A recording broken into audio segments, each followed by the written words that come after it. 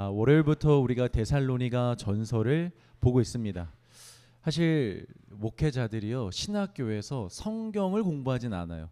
성경에 관한 걸 공부하지 성경을 공부하지 않거든요.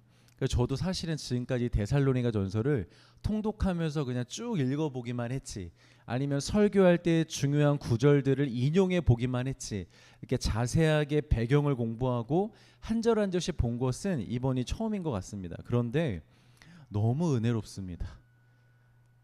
너무 새롭게 느껴지고 너무 큰 감동이 있습니다. 무엇보다 사도 바울이 3주 만에 세운 이 막 시작된 교회임에도 불구하고 그들의 신앙의 모습이요 놀랍기도 하면서도 매우 아름답다고 느껴지기까지 합니다. 저만 그런 것 같지만 아무래도 제가 개척교회 목사여서 그런가 바울의 입장에서 더 몰입하게 되고 공감도 되고요, 또 큰 소망이 되기도 합니다. 자, 계속해서 내용을 이어서 볼 텐데, 이 수요 태바 워십에 저희 교회 성도님이 아닌 분들도 계시고 또 이번 주 사정으로 새벽 예배를 못 드린 분들도 계시기 때문에 우리 앞의 내용들을 다시 한번 좀 리뷰하는데 좀 더 자세히 구체적으로 우리가 한번 보면서 말씀을 이어서 보도록 하겠습니다. 이 데살로니가 교회는요 사도 바울이 2차 전도 여행 때 개척한 교회입니다. 사진을 먼저 한번 좀 볼게요. 레이저가 왜 안 보일까요? 이렇게 하면 TV여서 그런가요? 또 결국 몸으로. 자, 사도 바울이 여기 예루살렘에 있다가 1차 전도 여행을 하는데 어디를 하게 되냐면 여기 수리아 지역, 안디오, 더베, 루스드라, 밤빌리아, 딱 이 지역입니다. 이 지역이 1차로 했던 감사합니다. 감사. 네. 저게 바로 1차로 했던 전도 여행지였습니다. 자, 그리고 이제 2차 전도 여행을 시작하는데 1차 전도 여행 때 개척했던 저기 수리아, 예루살렘 위에 수리아 오른쪽, 제일 오른쪽. 네. 할 거면 제대로 하고. 네. 수리아 저 지역의 교회를 개척했었는데 그 교회를 먼저 방문해서 이제 신방을 하는 거죠. 어떻게 하고 있는지. 자, 그 다음에 더베 루스드라 저 위쪽으로 올라갑니다. 저기에서도 교회를 개척을 1차 때 했었어요. 그래서 1차로 개척한 교회를 다시 한번 신방하고 방문을 하는데 저기서 바로 디모데를 데려가는 거예요. 2차 전도여행 때 디모데 많이 컸구나, 너 신앙이 많이 자랐구나, 너 이제 선교할 수 있겠는데 나랑 같이 갈래?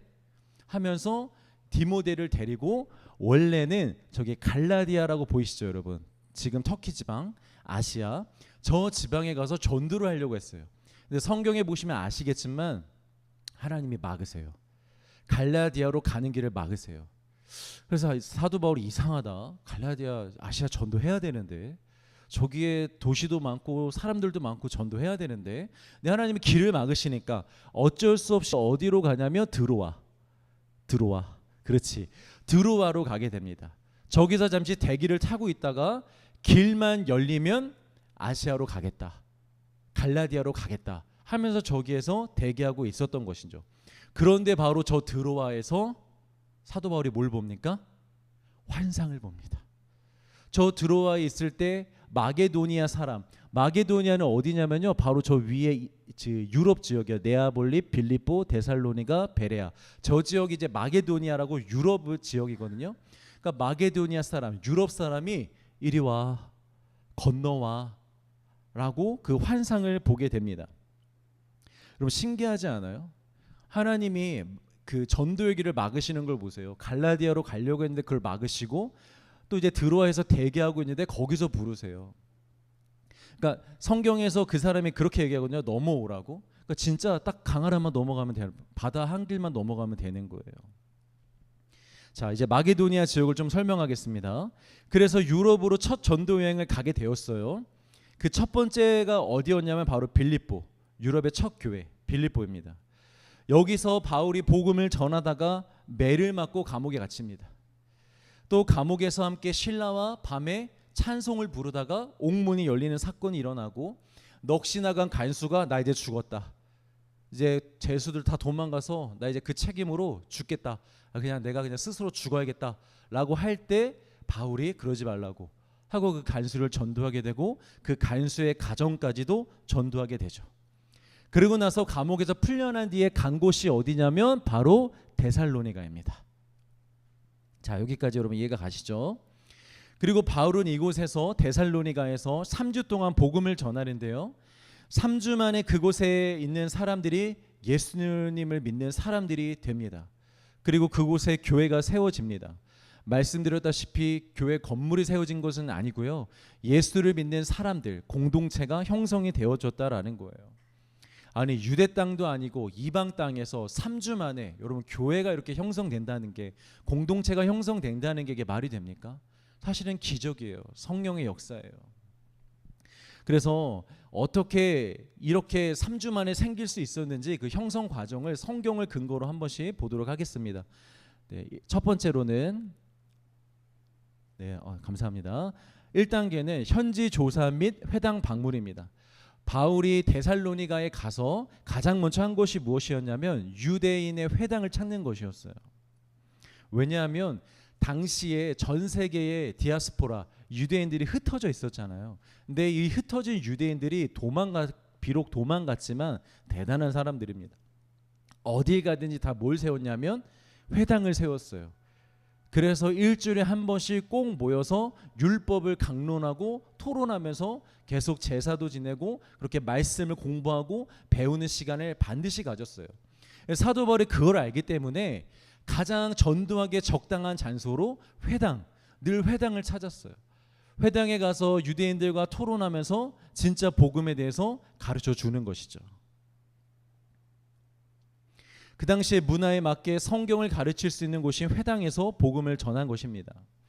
자, 그리고 그 외의 시간에는 가정에도 방문하고 개인적으로도 사람을 만나서 말씀도 전하기도 했던 것이죠. 자, 2단계. 그렇게 바울이 복음을 전할 때 사람들의 반응이 있었겠죠? 일부 유대인들과 많은 이방인들을, 그 중에서도 귀족 여성들이 빠른 시간 안에 예수님을 믿게 됩니다. 바울이 전한 복음을 받아들이게 됩니다.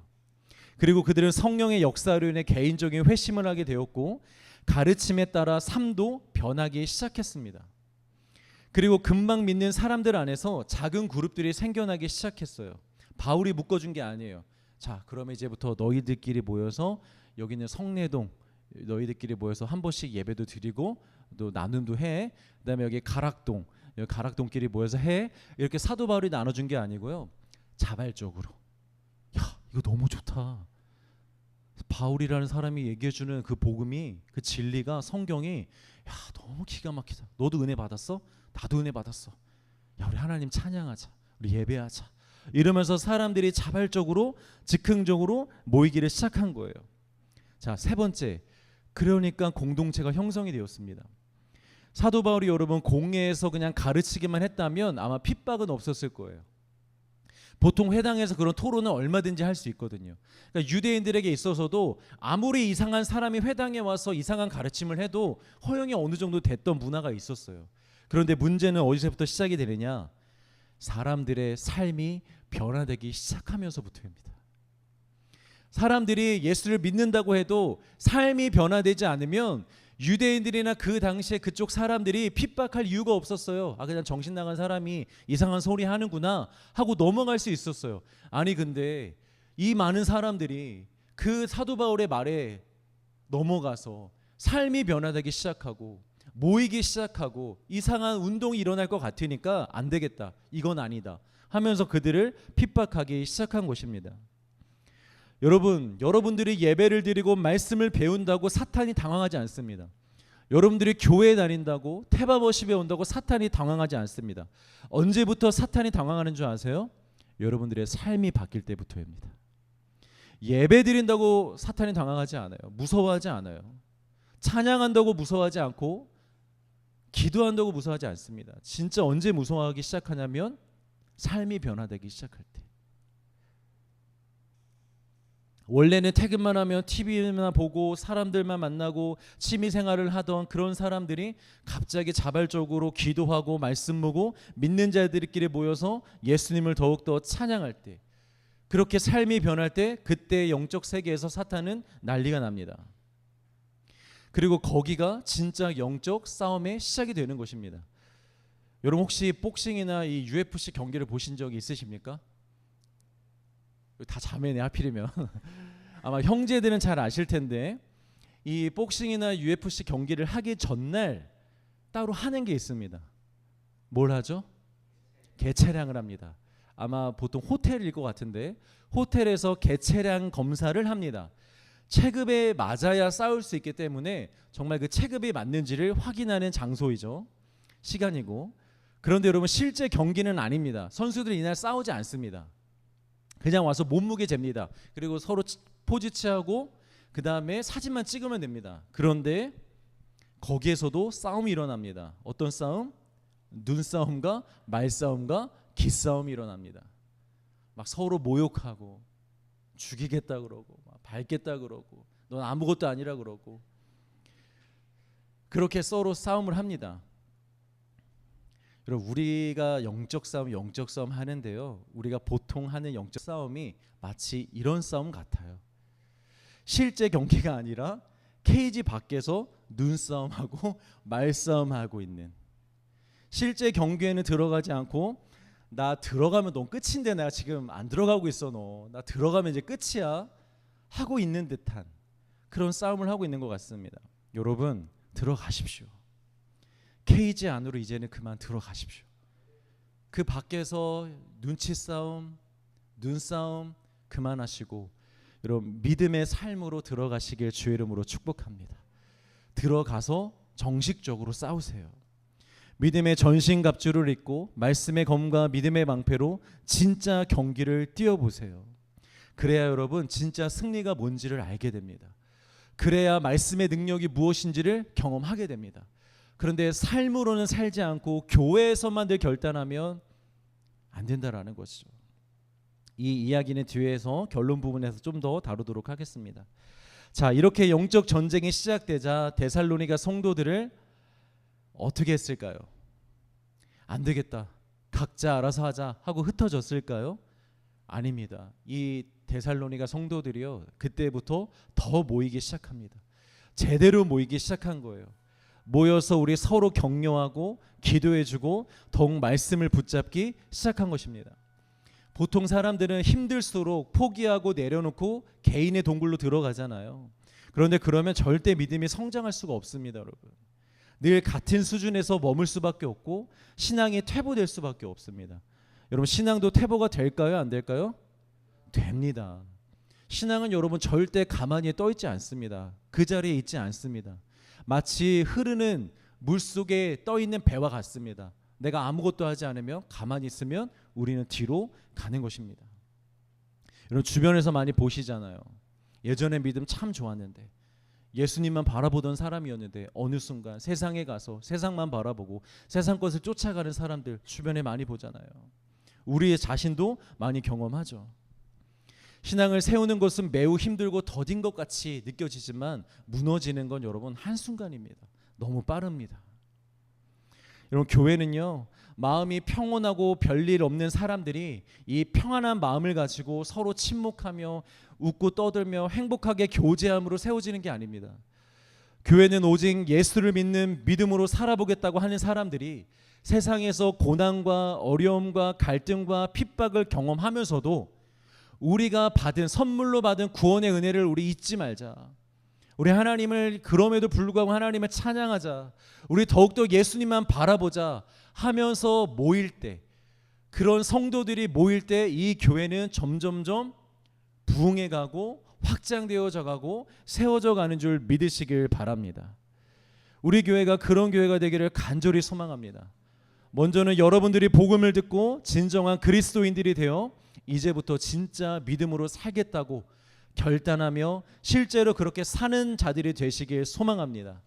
그리고 그런 삶에 필연적으로 따라오는 고난, 핍박, 고통, 수고, 인내해야 되는 삶 당연히 있습니다, 여러분. 당연한 것입니다. 없을 수 없습니다. 없다고 말하는 거 그거 거짓입니다. 있습니다. 그러나 그런 삶이 온다 할지라도 우리 그럴 때일수록 더욱 모입시다. 모여서 서로를 더 격려해주고 위로해주고 힘이 되어주고 더욱더 기도하면서 그 삶을 지켜나아갈 수 있기를 간절히 소망합니다. 자, 그렇게 모인 것이 데살로니가 교회의 시작이 된 것입니다. 그리고 이 모든 과정이 몇 주 만에 이루어졌다고요? 불과 3주 만에요. 이런 역사가 어떻게 가능했을까요? 물론 하나님의 은혜고 성령의 역사입니다. 그러나 여러분, 손뼉도 마주쳐야 소리가 나듯, 어우 잘 넘어갔다. 손뼉도 마주쳐야 소리가 나듯 은혜도 받는 사람이 믿음으로 잘 받아야만 은혜가 되는 것입니다. 하나님이 여러분들에게 은혜를 주시고 싶으셔도, 쏟아 부어주고 싶으셔도 여러분들이 믿음의 눈으로 바라보지 않고 믿음으로 준비가 되어 있지 않으면 그 은혜가 나에게 올 수 없다라는 거예요. 우리 데살로니가전서 2장 13절 말씀이 같이 읽습니다. 시작. 이러므로 우리가 하나님께 끊임없이 감사함은 너희가 우리에게 들은 바 하나님의 말씀을 받을 때 사람의 말로 받지 아니하고 하나님의 말씀으로 받음이니 진실로 그러하도다. 이 말씀이 또한 너희 믿는 자 가운데에서 역사하느니라. 자, 그들은 모든 말씀을 하나님의 말씀으로 받았다는 것인데 중요한 것은 무엇이냐면, 그치, 성경은 하나님이 쓰셨지, 당연히 하나님의 말씀이지 하는 정도를 말하는 게 아니라는 거예요. 제가 비유를 하나 들어볼게요. 올 겨울에 여러분 실제로 눈이 굉장히 많이 온다고 합니다. 그래서 정부에서 국민들에게 미리 대비해야 한다고 경고와 안내를 이 한여름에 해준다고 생각해 보십시오. 국민들이 어떻게 반응하겠습니까? 아, 그렇구나, 올겨울에 눈이 많이 오겠구나, 아이고 위험하겠네, 고생하겠네, 가만히 있어봐, 새벽 기도 가기가 쉽지가 않겠는데, 아, 이거 어쩔 수 없이 못 가는 날도 있는 거 아니야? 무릇 하면서 그렇게 반응할 수 있겠죠. 특히 산간 지역이나 언덕이 높고 교통이 혼잡한 도시들은 미리 대비해야 되는데 보통은 그렇게 안 하잖아요. 겨울이 오고 눈이 내리고 예상대로 난리가 나야 그제서야 부랴부랴 대책을 세우고 하려고 하는 거잖아요. 그런데 여러분, 정부도 국민들도 이런 경고가 주어질 때 그 말을 그 순간 진지하게 받아들인다면, 한여름이라 할지라도 그 경고를 그 순간에 진짜로 진지하게 받아들인다고 한다면 여러분, 재해가 어느 정도 막아지지 않을까요? 바로 이것입니다. 이들이 하나님의 말씀으로 들었다라는 건, 아, 그렇구나, 하나님의 말씀이구나 정도가 아니라 지금 당장의 현실로 인정하며 즉각적으로 삶에 적용하고 순종하려는 그 마음과 태도. 아, 진짜 종말이 옵니까? 예수님 다시 오십니까? 믿음으로 깨어서 날마다 기도하고 있어야 됩니까? 저 그럼 오늘부터 하겠습니다. 오늘부터 그렇게 기도하며 순종하며 예배하며 살아가겠습니다. 그런 마음으로 들었다라는 거예요, 하나님의 말씀을. 그랬기 때문에 하나님의 능력의 말씀이 그들의 삶에 놀랍게 펼쳐지고 있는 것입니다. 여러분, 믿지 않고 행하지 않으면 하나님의 역사가 일어날 수 없습니다. 권면드립니다. 어떤 말씀이든지 그냥 듣지 마시고, 지식적으로 듣지 마시고, 지금 내 삶에, 내 인생 가운데 나에게 주시는 말씀으로 DM, 다이렉트 메시지로 들으시기를 주의 이름으로 축복합니다. 그런 자에게 하나님의 역사가 매일매일 일어나는 거예요. 근데 우리는 이 말씀을 하도 미루니까, 자꾸 뒤엘로 생각하니까. 자, 그리고 유대인들의 박해로 인해서 바울은 3주 만에 데살로니가를 떠나게 됩니다. 물론 데살로니가 교회가 짧은 기간 능력으로 세워졌지만 완벽한 것은 아닙니다. 그들은 이제 막 거듭난 점 먹는 어린아이들과 같은 존재들입니다. 언제든지 방심하면 흔들릴 수 있고 무너질 수 있습니다. 그래서 바울도 그 점을 알고 걱정하고 염려가 되는 거예요. 그래서 되도록이면 빨리 내가 데살로니가로 다시 한번 가겠다라고 얘기를 하는 것입니다. 그런데 길이 막혔죠. 바울 자신이 갈 수가 없었습니다. 그래서 자신의 동역자 중 1티어인 디모데를 보내게 되고, 디모데가 그곳에서 조금 위로하고 격려하고 소식을 듣고 다시 돌아오게 됩니다. 그런데 디모데가 가져온 소식을 듣고 바울이 매우 기뻐하죠. 우리 3장 6절과 7절 말씀을 같이 한번 읽어보겠습니다. 시작. 지금은 디모데가 너희에게로부터 와서 너희 믿음과 사랑의 기쁜 소식을 우리에게 전하고 또 너희가 항상 우리를 잘 생각하여 우리가 너희를 간절히 보고자 함과 같이 너희도 우리를 간절히 보고자 한다 하니 이러므로 형제들아 우리가 모든 궁핍과 환난 가운데서 너희 믿음으로 말미암아 너희에게 위로를 받았노라. 여러분 우리가 보통 선교제 가면요 많은 청년들이 동일하게 하는 간증이 하나 있어요. 제가 선교를 많이 다녀봤지만 이 간증을 안 한 선교가 없었어. 반드시 누군가는 이 간증을 합니다. 혹시 뭔지 아세요? 제가 이 사람들을 위로해주고 섬기러 왔는데 오히려 제가 은혜를 받고 갑니다. 오히려 제가 위로를 받고 갑니다. 반드시 누군가는 이 간증을 합니다. 그리고 그 얘기를 들으면 그 옆에 있던 다른 팀원들은 전부 다 좋아요, 공감을 누르죠. 열심히. 맞습니다. 우리가 은혜 받았습니다. 자, 여기 파란색으로 노란색으로 되어 있는 기쁜 소식 굿 뉴스가 헬라어로 유앙겔리온이라는 단어입니다. 여러분 이 단어 많이 들어보셨죠? 뜻이 뭡니까? 복음입니다. 복음. 사도 바울이 들은 교회 소식이 사도 바울에게는 복음이라는 거예요. 그런데 이 기쁜 소식 이 단어를요 헬라어로 다른 단어로도 얼마든지 쓸 수 있거든요. 그런데 사도 바울이 굳이 유앙겔리온 복음이라는 단어로 여기서 쓰고 있는 거예요. 복음은요 예수 그리스도가 하신 일, 예수 그리스도가 이루신 일뿐만이 아닙니다. 그를 믿게 된 사람들의 삶 속에 일어난 믿음의 역사, 사랑의 수고, 소망의 인내, 변화된 삶, 진실된 고백, 서로를 향한 위로와 격려와 권면, 이 모든 것이 복음입니다. 왜냐하면 복음은 단순한 정보가 아니라 살아있는 역사이기 때문입니다. 사랑하는 성도 여러분, 우리 교회 안에 이런 복음의 역사가 충만해지고 왕성해지길 주의 이름으로 축복합니다. 교회뿐만이 아니라 여러분들의 삶에도 동일한 은혜가 있기를 간절히 소망합니다. 나 복음 알고 있어, 나 복음 믿어만 있는 게 아니라 복음의 역사가 여러분들의 삶에 가득하셔야 돼요. 그리고 또 한 가지, 그들이 바울을 보고 싶어 한다는 것에 바울이 기뻐하고 있습니다. 새벽에도 나누었지만 지금 데살로니가에서 교회를 핍박하는 자들이 무엇을 빌미로 핍박을 하고 있냐면 사도 바울이에요. 사도 바울. 사도 바울은 유대인들에게 있어서 분명히 굉장히 꺼리는 사람입니다. 예수님을 만나기 전에는 예수님을 핍박하는 자로서 예수님을 믿는 유대인들에게 거리끼는 자였고, 반대로 이제 예수님을 믿게 되었을 때는 이제 배신자라고 여겨지는 유대인들, 전통 유대인들, 그들에게 거리끼는 자들이었습니다. 그래서 그들은 교회를 핍박할 때 유독 사도 바울을 집중적으로 모함합니다. 저 사도 바울은 아주 악질이야, 배신하는 사람이야, 얼마든지 너희를 떠날 수 있어. 봐봐, 3주 만에 떠났잖아. 자기 자신의 유익을 위한 거면 무엇이든지 바꿀 수 있는 사람이야. 그러니까 믿지 마. 그 사람의 전함 얘기 듣지 마 라면서 사도 바울과 그 교회들을 다 이간질을 시켰던 거예요. 처음에 큰 의심을 하지 않던 사람들도 여러분 이런 말을 계속 들으면 어떻게 될까요? 그 말에 넘어가게 됩니다. 처음에는 아니에요, 사도 바울이 얼마나 열심히 복음 전하셨는데요, 우리 정말 그 복음 믿습니다 했다가도 계속 옆에서 그 말을 하면 진짜 그런가? 진짜 안 좋은 사람인가? 하면서 의심할 수밖에 없죠. 그래서 사도 바울은 그들이 자기 자신을 미워할까 봐 걱정했던 것은 아닌데, 자신을 불신하여 자신이 전한 복음까지 불신할까 봐, 그래서 복음에서 떠날까 봐, 믿음으로부터 돌아설까 봐 그게 걱정이 됩니다.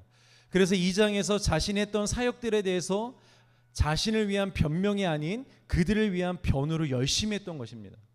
아니다, 나 정말 진심이었다, 다른 마음 1도 없었다, 숨기는 것도 없다, 오직 하나님의 영광을 위한 것이었다, 이 모든 것 하나님이 다 알고 계신다.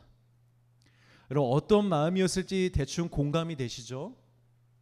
그런데 디모데를 통해 바울이 들은 소식이 무엇입니까? 그들이 지금 바울을 매우 보고 싶어 한다라는 거예요. 이게 바울에게는 여러분 어떤 의미로 다가왔을까요?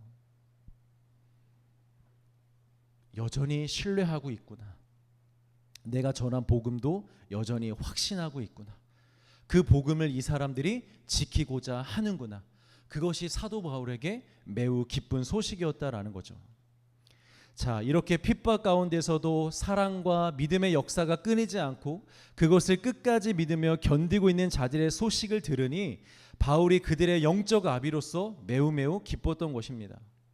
항상 위협과 핍박 속에 사역을 하고 있는 바울에게 이보다도 위로가 되는 소식은 없었을 것입니다. 여러분, 제가 목회자지만 저는 정말 그렇게 생각합니다. 진심으로. 목회자보다 성도들이 더 힘들 거라고 생각합니다. 목회자보다 성도들이 믿음을 지키고 신앙생활을 하면서 살아가는 것이 훨씬 더 힘들 거라고 진심으로 그렇게 생각합니다. 그런데 그래도 많은 사람들이 목회자의 삶에 대해서 걱정도 많이 해주십니다. 힘든 길을 간다고 여겨주십니다. 매우 감사합니다. 맞습니다. 힘이 듭니다.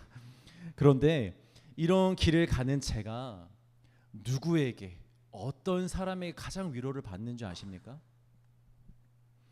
외적으로 볼 때 성공한 목회를 하셨다는 선배 목사님들이 자네도 잘 될 거야. 자네도 할 수 있어.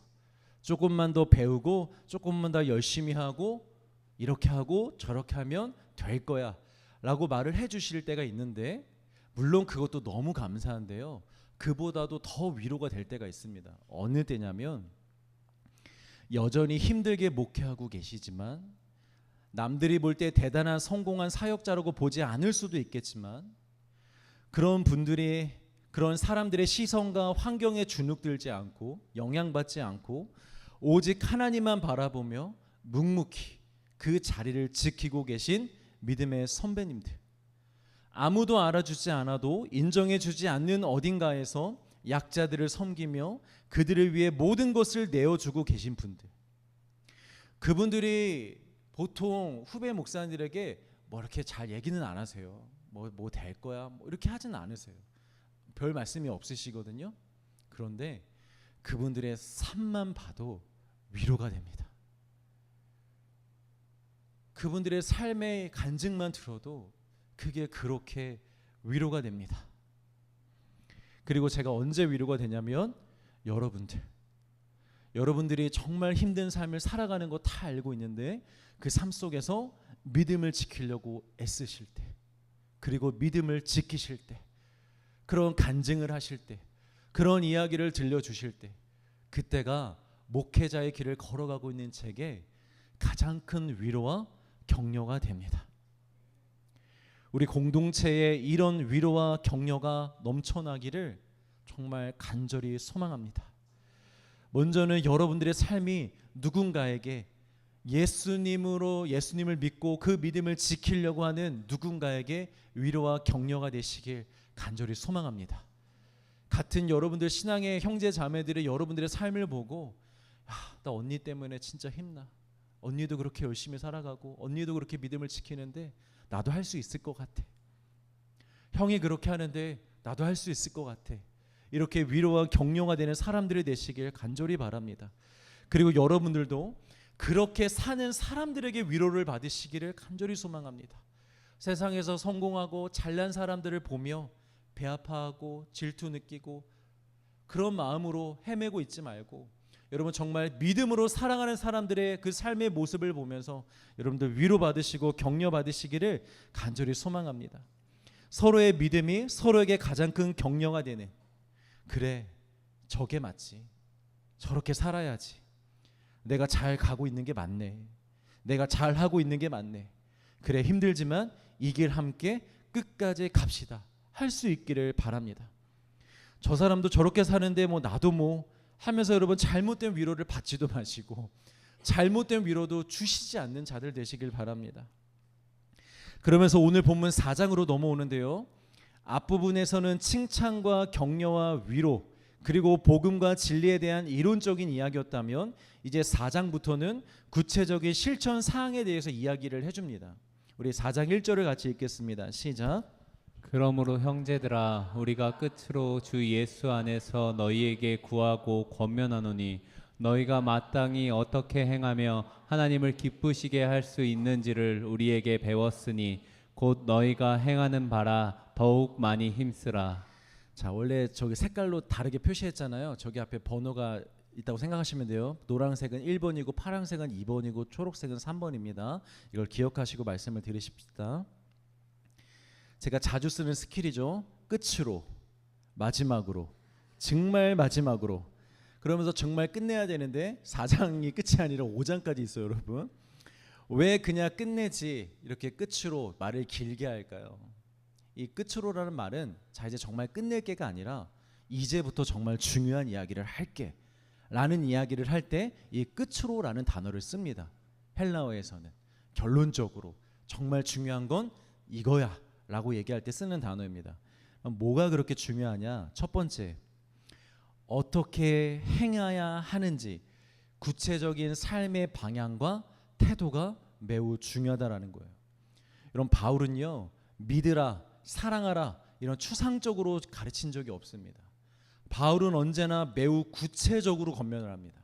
삶의 모든 영역에서 어떻게 행해야 되는지, 어떻게 살아야 되는지를 매우 구체적으로 알려줍니다. 제가 얼마 전에 말씀드렸잖아요. 한국 교회가 이렇게 힘이 없어져 가는 이유, 특별히 젊은 세대가 많이 교회를 떠나는 이유 중에 하나가 무엇인가? 복음과 진리가 없는 건 아니에요. 그러나 설교 시간에 구체적으로 얘기를 안 해줘서 그렇대요. 어떻게 이 말씀을 적용해야 되는지, 어떻게 살아가야 되는지, 말씀을 봐라, 기도해라, 열심히 섬겨라 이런 것들은 있는데 실제로 삶에서 어떻게 살아가야 되는지 그 적용점들에 대해서 구체적으로 얘기를 안 해준다라는 거예요. 그래서 성도들이 많이 헤맨다라는 거죠. 이거 이렇게 하는 거 맞아? 이거 하나님이 원하시는 거 맞아? 이건 해도 되는 거야? 이건 하면 안 되는 거야? 이러면서 말이죠. 근데 여러분 그거 아십니까? 성경에 매우 구체적인 권면이 엄청 많다라는 걸 놀라지 말고 지금부터 들으십시오, 여러분. 첫 번째, 결혼에 관해서도요 매우 구체적으로 얘기합니다. 더 이상 여러분들 결혼에 대해서 고민할 필요가 없습니다. 뭘 얘기하냐? 첫 번째, 되도록 홀로 사는 것이 좋지만, 처음부터 아주 힘들죠. 되도록 홀로 사는 것이 좋지만 못 찾겠거든 결혼하라 라고 권면을 합니다. 두 번째, 신앙 안에서 만날 것을 얘기합니다. 여러분 이거는 성경의 말씀입니다. 여러분 신앙 안에서 만나십시오. 다른 거 먼저 보지 마시고 반드시 신앙을 먼저 보시길 바랍니다. 세 번째, 신앙의 열정을 결혼 생활 속에서도 지속할 것을 얘기합니다.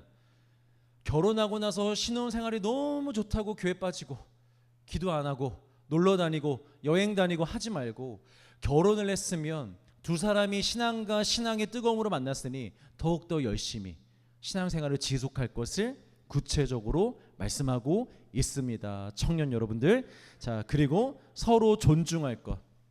남편과 아내가 반드시 서로 존중하십시오. 그리고 서로 책임질 것. 그리고 신앙적 일치를 이룰 것. 의견이 좀 다르면 여러분 차분하게 기도하면서 맞춰가세요. 무시하지 말고 외면하지 말고. 그리고 심지어 부부관계도 일방적으로 거부하지 말고 하나님 앞에서 책임을 져야 된다고 말해주고 있습니다. 여러분 이런 것만, 성경에서 말한 이런 권면만 잘 지켜도요 우리 결혼생활이, 부부생활이 웬만하면은 건강합니다. 자 그리고 노동과 직장에 관한 것도 있어요. 여러분 조용히 자기 일을 하고 일하기를 힘쓸 것. 경쟁하지 말고 상대를 존중할 것. 마음에 안 든다고 무조건 반항하지 말고 질서와 권위에 순복할 것.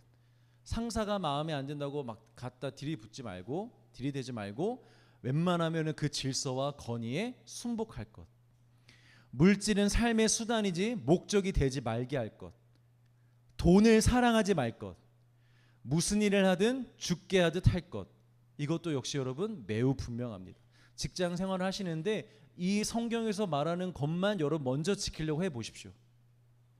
자 언어에 관한 것도 있습니다. 우리의 말, 쓸데없는 말 하지 말 것, 거짓말하지 말 것, 남을 험담하지 말 것, 은혜롭고 덕을 세우는 말을 할 것. 비난하고 막 너는 안 돼, 그래서 안 돼 이런 말이 아니라 덕을 세우고 할 수 있어 격려해주고 위로해주는 말들. 더러운 말은 장난으로라도 입 밖에 내지 말 것. 우리 왜 가끔씩 장난이라고 막 하면서 이상한 농담도 하고 할 때 있잖아요. 사실 그런 것도 하지 말라고 성경이 이야기하고 있습니다. 자, 또 공동체 안에서의 관계에 있어서는 어떤 구체적인 얘기가 있냐면 서로 용납할 것, 서로의 다름을 받아주라라는 거예요. 서로의 짐을 질 것.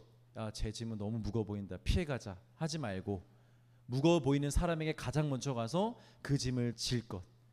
원망 없이 서로 순종할 것. 쟤네 왜 이렇게 일을 안 하는 거야? 나만 이렇게 열심히 해야 돼? 하지 말고 원망하지 말고 그냥 순종하면 됩니다. 화목을 위해 힘쓸 것. 믿음이 연약한 자를 업신 여기지 말 것. 믿음이 강한 자가 양보할 것. 다툼이 일어나면 오래 참음으로 해결할 것. 다툼이 일어나면 떠나지 말고 오래 참음으로 해결을 하십시오, 여러분. 지도자들을 존중할 것. 지도자들을 존중할 것. 믿는 자뿐만 아니라 불신자와도 가능한 평화롭게 지낼 것. 교인들하고만 친하게는 아니고 교인들하고만 화평하게 지낼 게 아니라 세상 사람들과도 우리가 뭐 가게 가는 사람들과도 여러분 다 평화롭게 지내라고 분명히 성경이 말씀하고 있습니다. 그리고 개인의 삶에서는요. 이 데살로니가 전서의 뒷부분에 나오는데 쉬지 말고 기도할 것, 항상 기뻐할 것, 범사에 감사할 것, 성령을 소멸치 말 것, 말씀을 풍성하게 늘 채울 것, 믿음의 선한 싸움을 싸울 것, 몸을 쳐 복종할 것, 음행을 멀리할 것, 거룩과 성결에 힘쓸 것, 믿음, 소망, 사랑 안에 거할 것. 여러분 어떠십니까? 숨이 막히십니까? 율법처럼 느껴지십니까? 실제로 오늘날 많은 크리스찬들이 이런 실제적이고 구체적인 성경의 권면을 율법으로 여깁니다. 복음의 시대에 성령의 시대에 성령으로 말미암는 권면인데도 불구하고 무엇을 해야 한다라고 하면 이것은 은혜와 반대되는 율법이 아닙니까? 라고 생각을 합니다. 그러면서 우리가 이해하는 자신들이 이해하고 있는 복음을 이야기하죠. 행함으로 구원받는 거 아니잖아요. 조건으로 구원받는 거 아니잖아요. 자꾸 뭐하라고 하지 마세요. 부담만 됩니다. 뭐 한성격 하는 사람들은 실제로 목회자들한테 이렇게 얘기하는 사람도 있습니다. 그런데 여러분들 같이 착한 대부분의 성도님들은 속으로만 생각하죠. 저건 율법이야. 난 연약해. 난 저렇게까지는 안 해도 돼. 난 힘들어. 이러면서 지키려고 노력하지도 않고 기도하지도 않는다라는 거예요. 그러나 여러분 이것은 대단히 위험한 착각입니다. 이것은 구약의 율법이 아닙니다. 성령의 시대에 하나님의 은혜의 선물로 구원받은 성도들에게 주시는 성령의 권면입니다. 3절 하나님의 뜻은 이것이니 너희의 거룩함이라. 하나님의 뜻입니다. 성령의 뜻입니다.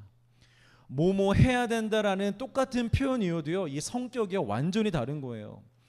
구약의 율법은요 조건이에요, 조건. 그러나 신약의 권면은 마땅한 삶의 열매로서 얘기하는 것입니다. 구약에서는 너희들 이거 해야만 내가 너희들을 안 버릴 거야. 이걸 지켜야만 내가 너희의 하나님이 될 거야 라고 말씀하시는 거고, 신약에서는 내가 너를 다시는 버리지 않을 테니, 내가 너를 도와줄 테니 하나님의 자녀로서 구원받은 백성으로서 해야 된다라고 말씀하시는 것입니다.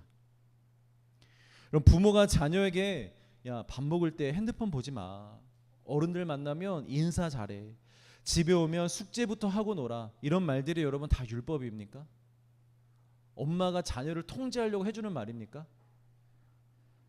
그거 안 하면 호적에서 파고 밥도 안 주겠다는 말입니까? 아니죠. 사랑하기 때문에.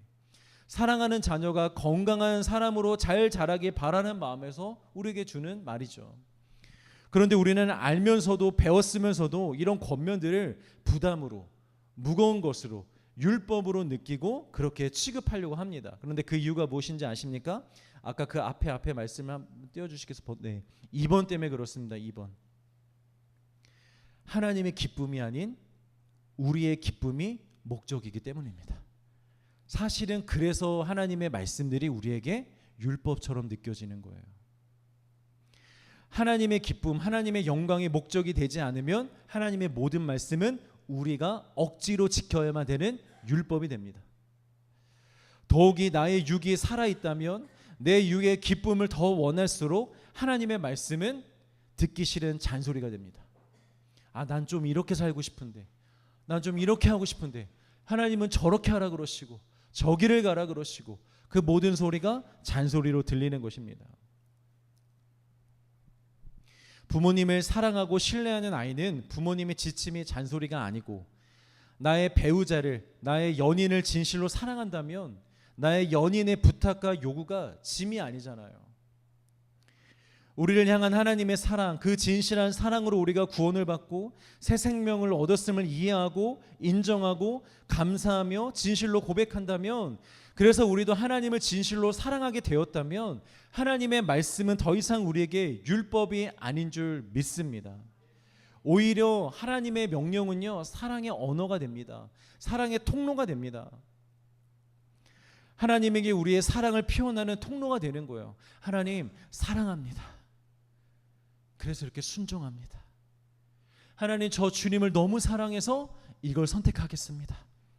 주님 너무 사랑합니다. 그 통로가 되는 거예요. 주님의 말씀이. 또 그 말씀에 순종하면서 하나님과 동행하는 시간이 되는 겁니다. 또한 내 안에 하나님의 사랑을 확인하는 증거가 되는 것입니다. 하나님, 저 이렇게 하나님 사랑하죠? 하나님 제 안에 계신 거 맞죠? 하는 증거가 되는 거예요. 요한일서 5장 3절 말씀 읽겠습니다. 시작. 하나님을 사랑하는 것은 이것이니 우리가 그의 계명들을 지키는 것이라. 그의 계명들은 무거운 것이 아니로다. 여러분, 하나님이 우리에게 시험을 주실 때 어떤 시험을 주신다고 합니까? 감당하지 못할 시험을 주신다고 합니까? 아니죠. 우리가 충분히 감당할 수 있는 시험만 주신다고 합니다. 그리고 시험만 주실 뿐 아니라 반드시 뭘 내주신다고 합니까? 피할 길을 내주신다고 합니다. 감당도 할 수 있는데 피할 수 있는 길도 하나님이 함께 주신다라는 거예요. 고난을 만나신 분이 계십니까? 당황하지 마십시오. 여러분 감당할 수 있습니다. 여러분들을 가소평가하지 마십시오. 여러분들 안에 하나님이 계십니다. 감당할 수 있습니다. 그리고 차분히 기도해 보십시오. 반드시 피할 길이 있습니다. 우리가 흥분해서 물속에 빠진 것 마냥 막 아둥바둥 치니까 길이 안 보이는 것이지, 가만히 기도하면서 하나님 앞에 머물러 보십시오. 길이 보입니다. 이렇게 하면 되는 거구나. 이런 방법을 쓰면 되는 거구나. 그 길이 보이게 된다라는 것이죠. 말씀도 마찬가지입니다. 하나님 우리에게 명령하실 때 우리가 지키지 못할 말씀은 하지 않으십니다. 우리가 지킬 수 있는 말씀만 우리에게 주십니다. 하나님의 모든 권면, 모든 말씀은 우리가 다 할 수 있는 것입니다. 그런데 하나님의 계명을 지키는 것이 부담이고 힘들고 불가능하게 느껴지는 이유가 무엇이냐면, 우리가 연약해서가 아니라 실상은 우리 안에 마음이 없어서 그래요, 여러분. 어떤 마음? 하나님을 기쁘시게 하고 싶은 마음. 있기는 있는데 내 기쁨이 더 크기 때문입니다. 하나님을 기쁘게 하시는 것보다 내가 좀 기뻤으면 좋겠고, 하나님이 만족하셨으면 좋겠는 것보다 내가 더 만족하기를 원하고, 하나님을 사랑하기는 하지만 내가 나를 더 사랑하기 때문에, 우리 마음에 그 마음이 더 크기 때문에 하나님의 말씀이 우리에게 힘들게 느껴지는 거예요. 여러분, 당장 그렇게 살라고 강요하지 않겠습니다. 그러나 정말 마음을 돌아보시기를 바랍니다. 그래서 정말 하나님의 사랑을 잘 몰라서, 하나님을 사랑하지 못해서 그렇게 느끼고 있다면 그것을 위해 먼저 기도하시길 바랍니다. 마지막으로 세 번째, 더욱 많이 힘쓰라고 합니다. 오늘 설교 제목이 뭐였죠, 여러분? 주마가편. 이 주마가편이 무슨 뜻이냐면, 잘 달리는 말에게 채찍질을 해서 더 빨리 달리라고 할 때 쓰는 표현이 주마가편이라는 단어입니다. 데살로니가 성도들은 분명히 초신자임에도 불구하고 지금 매우 잘하고 있습니다. 그 어느 교회보다 잘하고 있습니다. 그런데 바울, 아니 성령님은, 그래 너희들 이 정도면 됐어, 완벽해, 초신자 치고 매우 잘하고 있는 거야 하고 멈추지 않습니다. 거기서 만족하지 말고 멈추지 말고 더욱더 더 그렇게 살라고 하십니다. 힘을 내어서 그 삶을 향하여 더 열심히 나아가라고 하십니다. 왜냐하면 사랑에는 한계와 제한이 없고 예수 그리스도의 장성한 분량까지 자라는 데는 끝이 없기 때문입니다. 계속해서 자라가야 되고 더욱더 풍성해져 가야 하는 것이죠. 여러분 생각해 보시겠습니까? 연인들이 서로 사랑을 하는데 자기야 우리 지금 너무 서로 많이 사랑하고 있는 것 같지 않아? 이러다가 우리 정말 결혼까지 하겠어. 자중하자. 여러분 이렇게 얘기하는 사람이 있습니까? 그 결혼을 했습니다. 야 결혼했으면 됐지. 우리 이제 그만 사랑해도 될 것 같아. 우리 사랑이 더 커졌다간 아주 황혼까지 이혼도 안 하고 살겠네. 이렇게 말하는 사람이 있겠습니까? 이제 황혼까지 갔습니다. 이북의 영감 우리 황혼까지 충분히 사랑했네. 이제 그만 사랑하시게나. 이러다가 우리 천국에서도 부부로 살겠네. 여러분 이렇게 말할 사람이 있겠습니까? 정상적인 사랑이라면 사랑은요 멈추지 않습니다. 언제나 사랑은 확장되어져 가고 깊어져 가는 것입니다. 더 넓어져 가는 것입니다. 그게 사랑입니다. 거룩도 마찬가지입니다. 거룩은 예수님이 기준인데 언제 여러분 예수님까지 우리가 잘할 수 있을까요? 완성될 수는 없습니다. 이 땅에서. 그러나 그때까지 잘할 때까지 계속해서 나아가야 하는 것이죠. 마지막으로 제가 이 이야기만 하고 마칠게요. 제가 존경하는 한 목사님이 계세요. 부산에 있는 한 대형교회 원로 목사님이신데요. 지금은 하늘나라에 계신데 살아 계실 때 그분이 이런 말씀을 하셨었어요. 그 교회가 지금은 뭐 2만 명인가 뭐 3만 명이 되는 교회인데 이 원로 목사님이 개척하신 교회거든요. 근데 교회를 개척하고 이렇게 영적 부흥이 있기까지 자신의 영적 노하우가 하나 있대요. 근데 그것이 무엇이냐면 교회 안에서 말씀을 전할 때나 기도를 할 때나 어떤 신앙의 도전들을 할 때 늘 불만이고 불평이고 잘 따라하지 않는 성도들, 믿음에 연약한 성도들을 신경 쓰면서 하지 않으셨대요.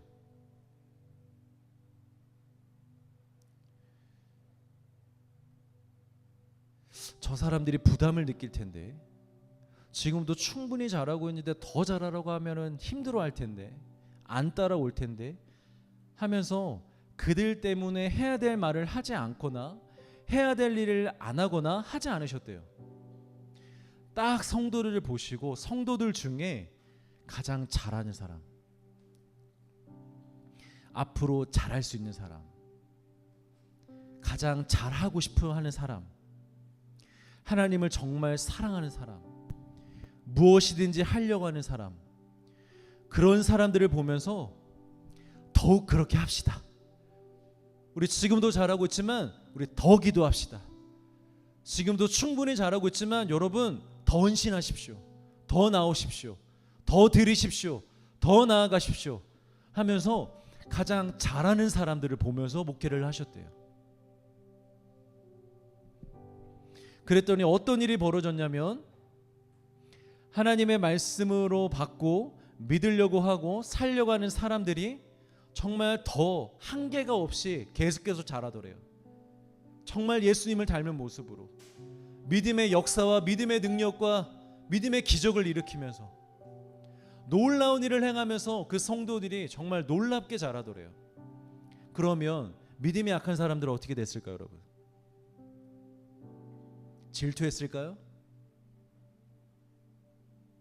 자기들끼리만 놀라 이러면서 떠났을까요? 아니래요. 그 사람들이 그렇게 믿음으로 살아가는 사람들의 모습을 보고 놀랍게 성령의 능력으로 살아가는 사람들의 모습을 보고 도전을 받기 시작했대요. 아, 이게 가능한 거구나. 목사님이 설교만 하면은 이게 와닿진 않는데 나와 똑같은 삶을 살아가고 있는 성도가, 내 친구가, 내 동료가, 우리 형제 자매가 저렇게 믿음으로 사는 모습을 보니 야, 저런 삶이 진짜 되는 거구나. 못할 게 아니구나. 연약하다고 우리가 이렇게 앉아있을 게 아니구나, 나도 할 수 있구나 하면서 그 사람들을 따라가기 시작했다라는 거예요.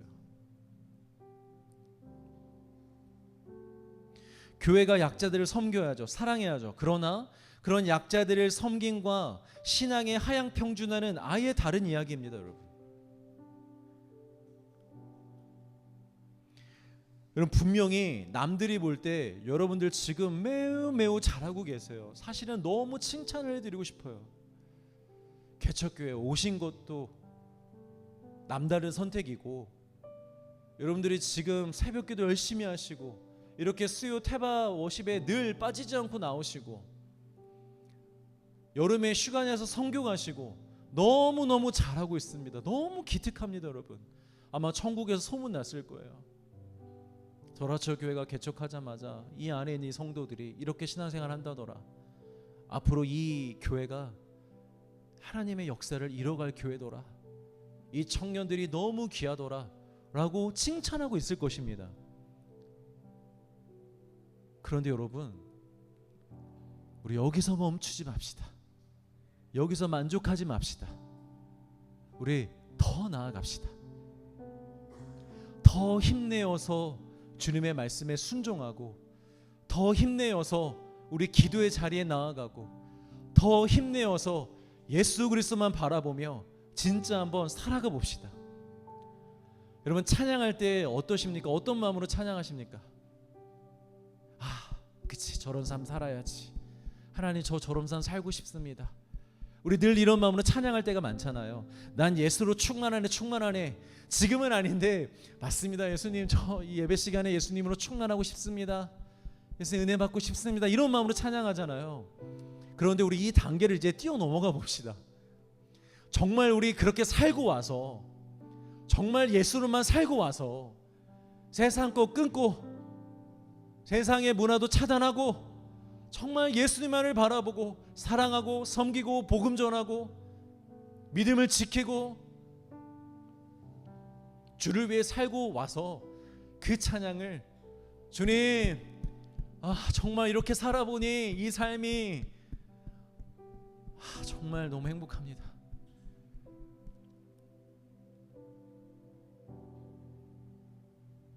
주님, 이 삶이 진짜입니다. 이 삶이 가능했습니다.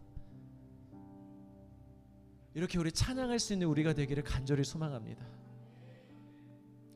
여러분들이 이 시대의 청년들에게 놀라움을 안겨주는 청년들이 되기를 간절히 소망합니다. 저는 그렇게 되리라고 믿습니다. 그렇게 기도합니다. 누군가는 반드시 그 길을 가야 되거든요. 앞장서야 되거든요. 이 마지막 시대에 여러분, 우리 이 시대가 다 이렇게 있으면 안 돼요. 우리 청년들이, 젊은이들이 다 이러고 있으면 안 돼요. 교회도 다니면서 세상에 양다리를 걸치고 늘 그냥 이 정도의 신앙생활에서만 머물면 안 돼요. 누군가는 앞장서서 돌파해서 뚫어줘야 돼요. 보여줘야 돼요. 마지막 시대 이렇게 사는 것이라는 걸, 이런 삶이 가능하다라는 걸 누군가는 보여줘야 되고 누군가는 따라가게 될 것입니다. 크게 여러분들이 되시길, 우리 동현이가 되고 우리 가은이가 되기를, 우리 명재가 되기를, 우리 성수가 되기를, 우리 성령이가 되기를, 여러분 모두 그런 사람이 되기를 간절히 소망합니다.